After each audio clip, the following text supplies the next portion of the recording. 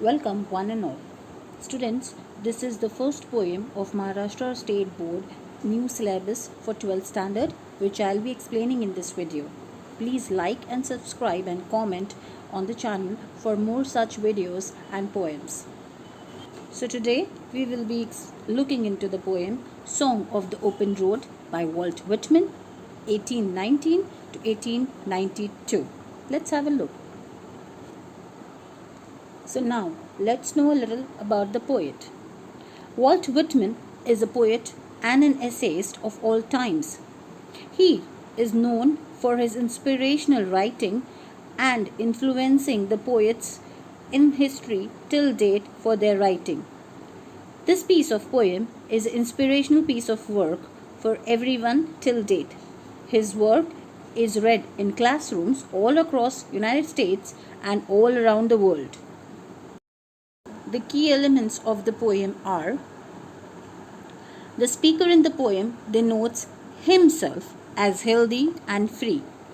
He states he being the one person who is in full control of his life and destiny, that is, he himself. He is his own good fortune and all of his needs.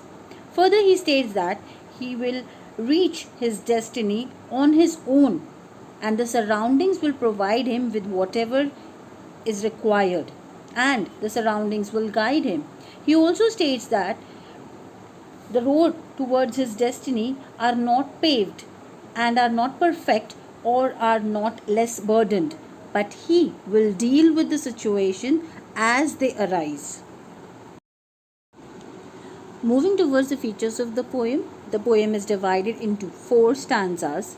The first stanza consists of 3 lines. The other stanzas have 4 lines each. The poem is a free verse and does not have rhyming scheme and has different lengths. This poem is written in first person's point of view and the speaker seems to know himself very well.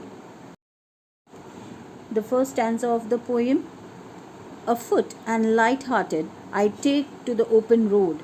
Healthy, free, the world before me, the long brown path before me, leading wherever I choose.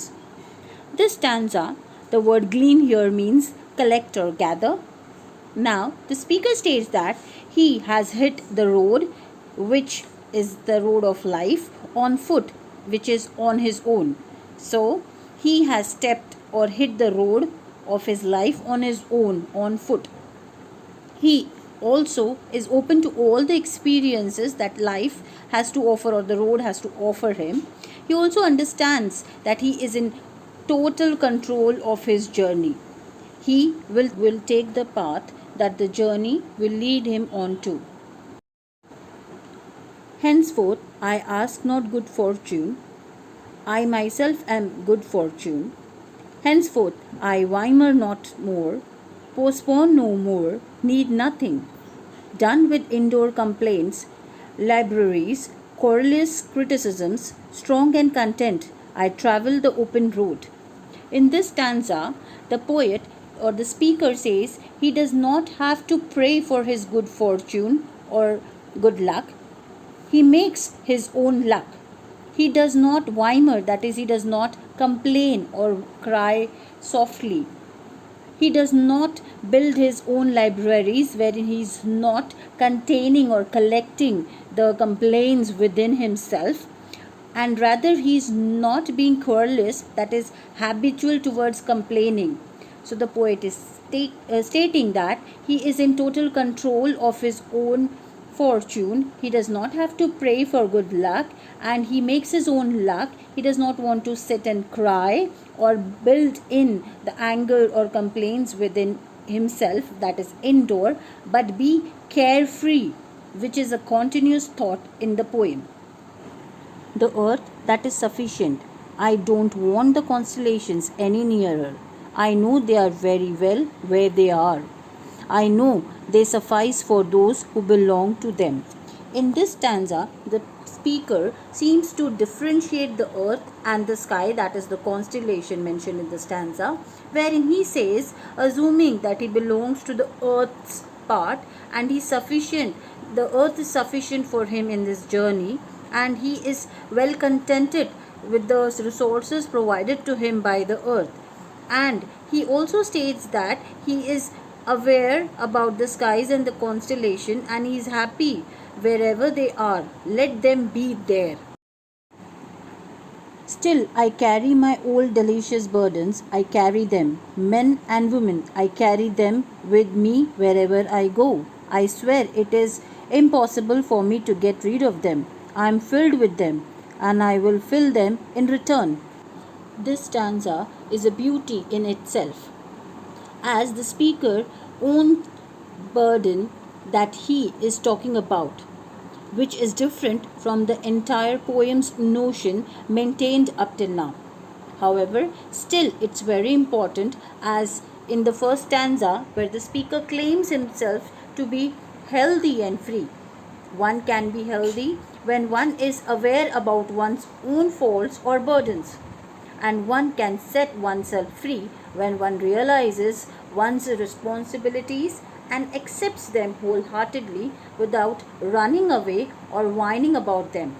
Thus, the speaker states he does not run away from them, or they do not define him, but he carries them, which in this scenario, in the current scenario, one needs to learn from this poem. That is, one needs to carry his or her own burdens in life, or responsibilities and duties.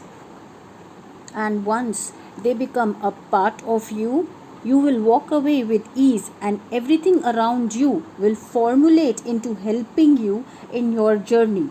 And this in turn will calm your and will make you healthy and will set you free. In this slide, we will see the literary devices commonly known to us as figures of speech. The first one that we have is enjambment, followed by symbolism, then the personification, alliteration, and assonance. In this, again, I have imagery, anamorpha, personification, and rhetorical question. For more literary devices, please stay tuned for more videos on my channel. Like and subscribe and comment on them. Thank you for watching my channel. Have a good day.